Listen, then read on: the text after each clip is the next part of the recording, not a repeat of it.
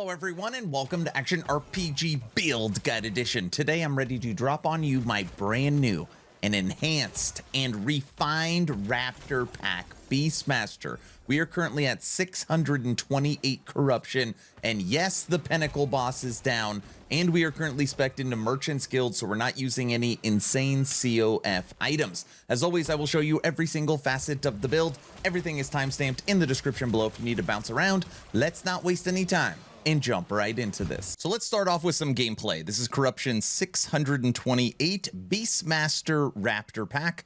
We are using Leap as our movement skill, 5 Raptors with our new Tooth Sword.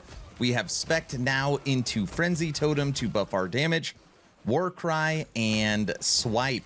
And we will basically just jump around the map and the Raptors will tear everything up. Now, you will notice that this build also does not use Ward in any way. That is because literally probably the first time ever, I am using health regen. So as I'm playing, you will notice that my health will bounce up pretty quickly when we're fighting, and you have lots of endurance, you've got armor, you've got resistances, you've got crit avoidance, you've got leech. So as long as you don't take one big hit, your life will bounce back up. And as you can see, pretty simple gameplay, a lot like my older Raptor pack. We've just refined it and updated it. But we are doing very, very well. Now, I've decided I'm not going to show the Pinnacle boss kill in this video. I'm actually going to post that later today. So that video will be available and you will see the full 5 phases of that boss fight and Raptors taking it out. So what I think I'm going to do for this video is I'm going to show a 628 corruption tier 10 Harbinger fight to show you what these Raptors can do. So let's knock this out. Done. Grab our shards. And let's look at a boss fight. All right. 628 corruption, T10 Harbinger of Tyranny. Raptor Pack. And again, later tonight, I will post and link the full Pinnacle boss fight kill. And we have kill threshold with our swipe. And this boss, come on, stay behind him, is dead. Keep our blessing. And look, we got another Pinnacle boss fight because we got an eye. Let me show you how to recreate this build. So now let's break down the skills, starting with your movement, fury, leap, and I'll show you the order in which you want to take these nodes. First thing you want to do is go down. You want to get warrior's entrance and pack leader. This makes it when you leap, your raptors are always around you as protectors. You then want frenzied onslaught. This is going to give your raptors more damage. Wings of endurance give you some health and cleanse all ailments. You then want to come down and give yourself cooldown recovery so you could leap more often. Immunity while leaping. This is great for the Pinnacle boss because when you jump, all the crap in the air and everything happening, it won't hurt you at all. And then you're going to come over and take Crater and 5 into Savage Impact. Now, we actually don't do any damage with this skill, but the leech is nice. If you jump on a pack of enemies, you'll get some life back. Moving over to your damage dealers, your Raptor Pack. Now, first thing you want to do is come straight down and get Razor Wings and then get Taste of Flesh. This is damage per stack. You then want to come here and get Scent of Blood, Ravage, and In for the Kill.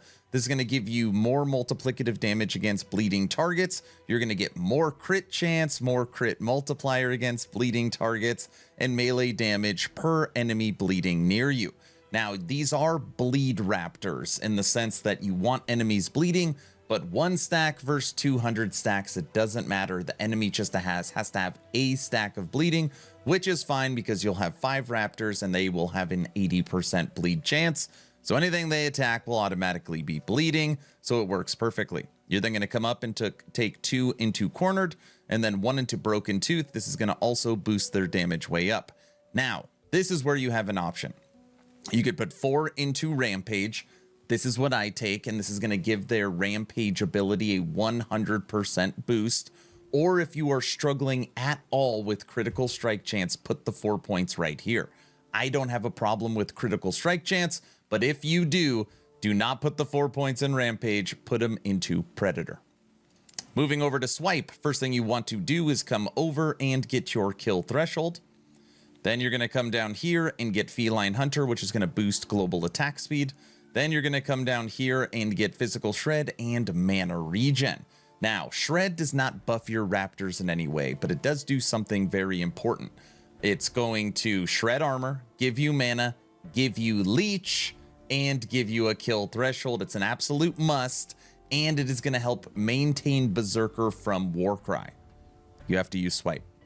Moving over to the new skill that we have put in, and this is Summon Frenzy Totem. Now, a lot of people keep asking me, can I still use the Terra's Blessing? You absolutely can, and you'll be a little tankier with the Terra's Blessing, but you will lose a bunch of damage. This does boost your damage pretty significantly because we figured out that Grounded does support Raptors. So you want 5 into Grounded, 3 into your Frenzy effect, 5 into Frenzy, 1 into Furious Cry, which will refresh your companion's abilities, 5 into Health Regen, this is a Health Regen build, and then 3 into Symbol of Haste. Now, for a while I was putting points into Reinforced Totem so that it had more life and duration, but you don't need it. The duration of the totem is literally 6 seconds, and the cooldown is 6 seconds, so you can keep this up pretty much permanently. Last but not least, Warcry, and right now we have 26 points into Warcry. First thing you want to do is come over and get 1 into Heart, so it is now a totem, so it procs 3 times, and you are taking Shallow Breath so that you have a less cooldown. You're then going to come out and come back down and give Berserker. And Berserker is going to give you more damage. It's going to work on your Raptors and Bear, and it's going to work on give you more attack speed. And you will maintain Berserker through Warcry. So even though you are attacking and it's not boosting and doing a lot of damage, it is going to boost your Raptors like crazy. You're then going to come down and get Breath of Atera, which is going to give healing for you and your Raptors and cleanse ailments again. You then come up and want Critical Strike Chance, and if you have any points, you want to take Frailty. Those are the skills. So now let's break down the passives. Raptor Pack is currently 100, and remember, like I said earlier, this is health regen build, no wards, so you want as much regen as you can get. Starting with the first node, Primal Strength, Health, and Health Regen. 5 into Hunter's Restoration, 1 into Harmony of Blades, 5 into Survival of the Pack. Your Raptors will need this leech as they get higher and higher in corruption. 1 into Hunter's Emanation and 5 into Cornered Beast, which is going to give you some DR. And this got buffed where the buff will last 5 seconds after it's triggered. Moving over to Beastmaster, where we have 83 points into. There is so much good stuff in this tree. 8 into Yersin Strength, 5 into Boar Heart. Aspect of the Boar is going to give us more damage reduction. 1 point into each node for Aspect of the Shark. 6 into the Chase, 8 into Natural Fortitude. Natural Fortitude with 6 points put into it is going to give you and your companions 2% strength or 2% regen per strength. So let's say, for example, you have 100 points to strength. This will give you 200% health regen. Unbelievable. 6 into the Chase, 1 into Life in the Wilderness so that your Raptors get your endurance. 5 into Porcupine Constitution. This is an additional 15% DR for your Aspect of the Boar, and you can now trigger it with Swipe. And then we've gone all in here on Aspect of the Shark. 5 into Circle of Life, 1 into Dragon Slayer, 8 into Maw, and 1 into Feeding Frenzy. Then you come up, 3 into Cry, 6 into Serrated Claws, which is going to give your companions Crit Strike Multiplier. 10 into Ancient Might. This is strength melee damage for your Raptors. And 10 into Viper Fangs, which is going to give them a 50% attack speed boost.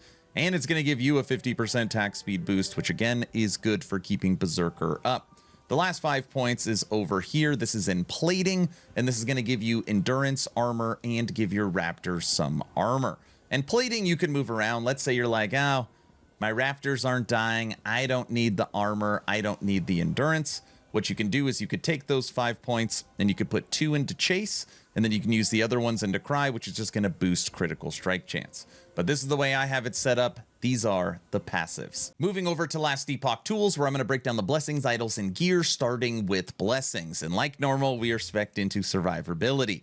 This is going to take care of our void resistance. It's going to take care of our physical resistance. It's going to give us half of our endurance percent. It's going to give us 70% of our crit avoidance. And then something new, again, for this build is health regen and health regen base. This can give you as much as 200% health regen and 20 health base, which is absolutely huge for a health regen build. Moving over to the idols, we are using standard double health, and we have 4 of those. We are also using increased health on all 4 of our Primalist large nomad idols, but there's also a little different. We are also knocking out our critical strike avoidance with these, and we are boosting Aspect of the Shark. Aspect of the Shark obviously works with our Raptors as well. Okay, those are the idols. Moving over to the gear. Now, obviously, currently at Corruption 628, killing Harbingers at that level, killing bosses, killing the Pinnacle boss. We have pretty decent gear, but of course it can always get better. There is literally only a singular unique you need for this build, and that is the brand new Tooth Sword. And this is going to allow you to summon Raptors up to your companion limit. Now, I get asked all the time, Aaron, how do I get this sword?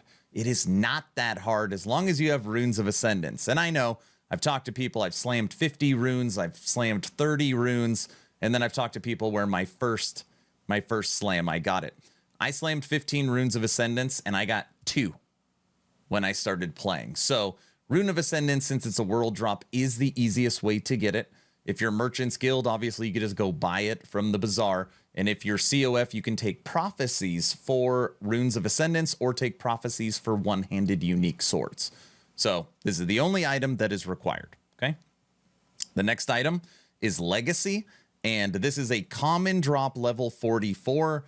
Very, very easy to acquire. If you're in Merchant's Guild, they're literally free. But again, this should be a very easy drop to get. It is also a world drop, so you could just use Runes of Ascendance if you want, and this will give you 1 extra Raptor. Other than that, we are using Ribbons of Blood. This just helps it where your minions can't crit and they get a bunch of leech that helps keep them alive. And a newcomer to the build is the Phoenix Axe. Now, this is not required or needed for sure, okay? The reason why I added this to the build planner is because of one thing it does. When a companion is downed, it is automatically revived after 2 seconds. This has a 10-second cooldown. When you're fighting the Pinnacle boss, sometimes your Raptors die, okay? And what this does is allow the Raptor to pop back up once every 10 seconds to stay in the fight. That way you don't have to, like, all the time run and stand on top of the Raptor to revive it. It just helps keep you in the fight. By no means is it required, but it is a nice quality of life. The only item that is truly required is this sword. All right, I'll go through each item. Amulet, and something you will notice on this is it has health regen. Armor, summon Raptor melee crit, double health, and you will notice that the prefix, or the implicit, is health regen. Belt, standard, double minion, double life. Boots, strength movement, double life. Ring, strength minion, resistances. Relic, Warcry strength, resistances. And our gloves, strength minion, health regen, and hybrid health. Now, this video is going to be long. I just want to show you a quick example. Right now, our health regen is 542. If you really leaned into this and got a T7 health regen, because that can roll on your gloves, amulet, and helmet, T7 gloves, and let's throw a T7 health regen on our helmet. You can get it up to 973. 973. That is unbelievable. Truly unbelievable. But the way this build sits right now, we have maxed resistances, 3,600 life, 60% armor mitigation at 4,300, maxed endurance, and max crit avoidance with crazy health regen.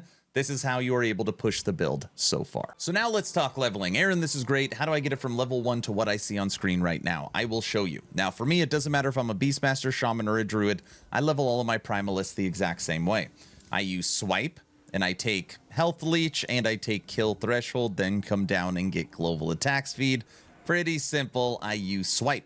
I will also use Warcry, and I will use Berserker, and I will come down here and get Whirlpool, which is going to give you Maelstrom. I will then get Maelstrom, and I will get Frenzy and Haste, and then come down here and turn it into a physical attack. So that way, when I'm running around the map, I can hit enemies, I can use Warcry to boost that hit, and you are getting passive damage with Maelstrom. So you're literally just running and killing everyone. It makes it very, very easy. And then you put an unspec'd Fury Leap on your bar, so you could still jump around and have a movement skill. Now, if you don't like that method, totally fine, okay? This is what I would do. I would still use swipe. I would still use Warcry, but I would not use Maelstrom. And then what I would do is I would take Raptor. Now, obviously, you're not going to be able to have a Raptor Pack until level 64 when you can use the new Tooth Sword. So what you would play is solo Raptor. And there is things you can do to buff your solo Raptor. In the passive tree, you have limited to one companion right here. This is going to give your single Raptor an 85% multiplicative damage, and you will get this pretty early on. So there is some stuff you can do to boost solo Raptor. If it's just, hey, I just want a Raptor throughout the entire campaign, it's an option. All right, everyone, that's the build guide. What do you think of my new and improved Raptor Pack? Is there anything I missed? Is there anything I could do to take this to the next level? Let me know your thoughts in the comment section below. Couple of asks at the end of today's video. One, please like, share, and subscribe if you think I've earned it. It really does help the channel. The best way to support is Patreon. We have movie night. Actually, tonight is game night for all Patreons in Discord VIP. You get exclusive content. It is the best way to support into the future. And last but not least, check out my Discord. We're approaching 4,300 non-toxic action RPG enthusiasts. It is such a great place to hang out, and we draw a giveaway just for being a member of the community every 2 weeks. Come check out my Discord. I'm done. Hopefully you were entertained or at least learned something. Aaron, out.